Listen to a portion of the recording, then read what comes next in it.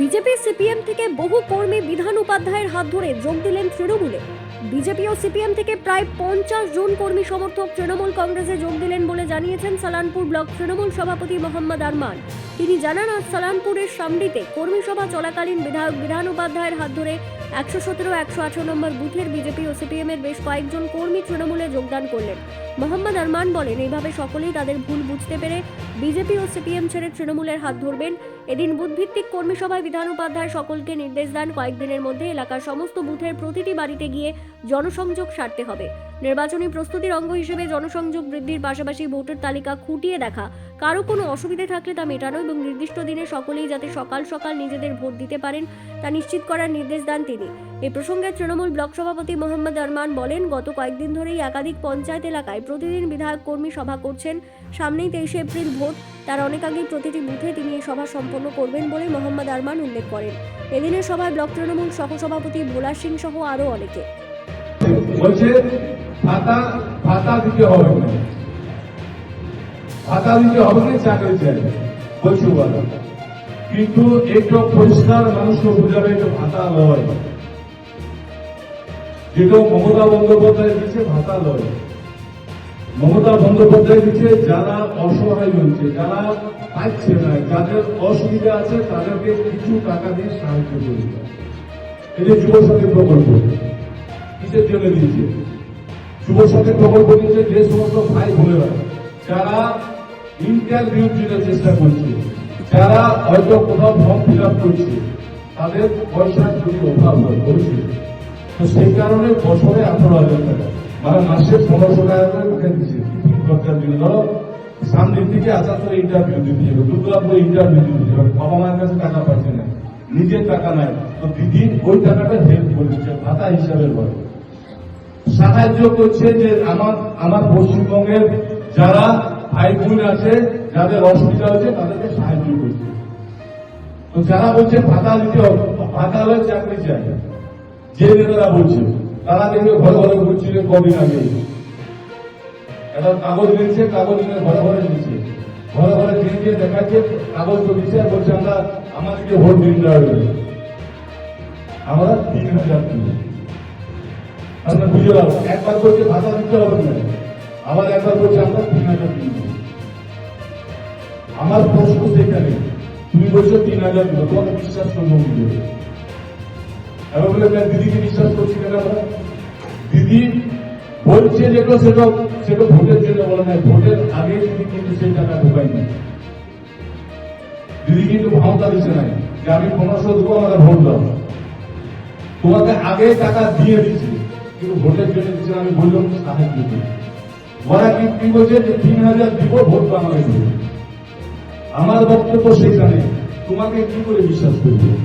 তোমার আগে 2014 তুমি বলেছিলে যে আমাদেরকে 15 লাখ, যার ভোটার কার্ড আছে, যার ভোটার কার্ড আছে তাকে 15 লাখ করে দেবো।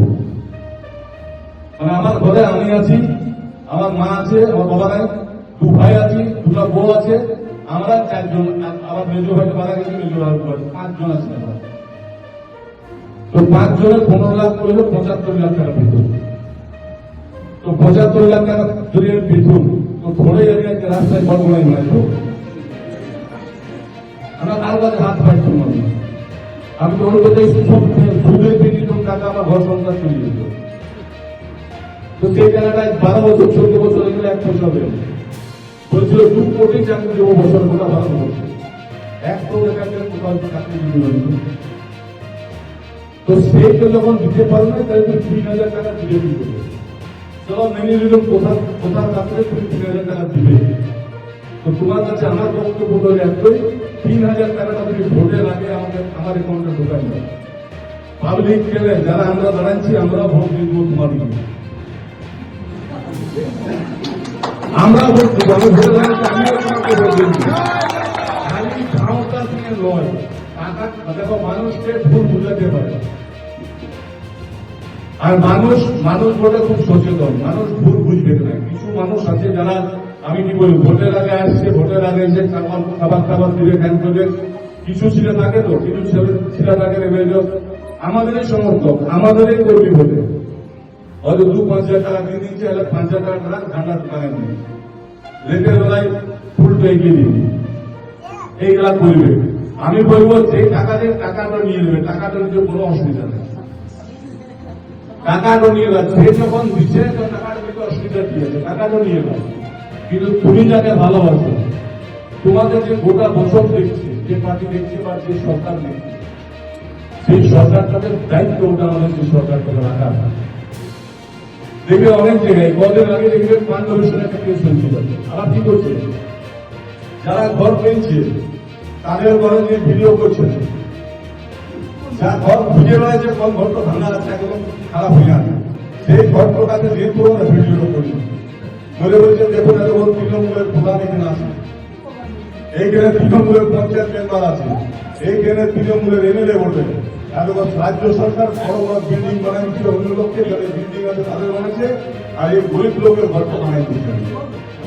অথচ যারা ঘর পেয়েছে তাদের বেলা একবারও দেখাচ্ছে না এগুলো সরকার দিচ্ছে।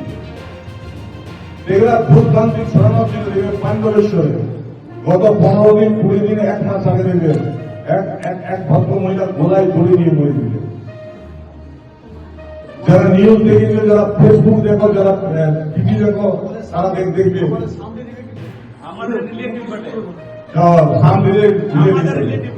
ইনাদের রিলেটিভ বলে, তারপরে মানে ভদ্র মহিলাকে খালি দেখে শিখে আছে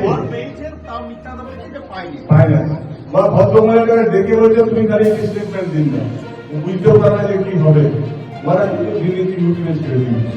এবারে পাবলিক পুরা একদম যখন যেদিকে দিয়ে ভোট দিয়ে আসছে তারপর ভোট দিয়ে সেখানে এই মহিলাদের আত্মসম্মান তো বেশি লাগে, মানে কেউ যদি খারাপ কথা বলবে তো লাগে খুব, তো পুরার ধৈর্য খারাপ হয়ে গেছিল, নিজের ঘরে ঘরে ধরে নিয়ে বলছে।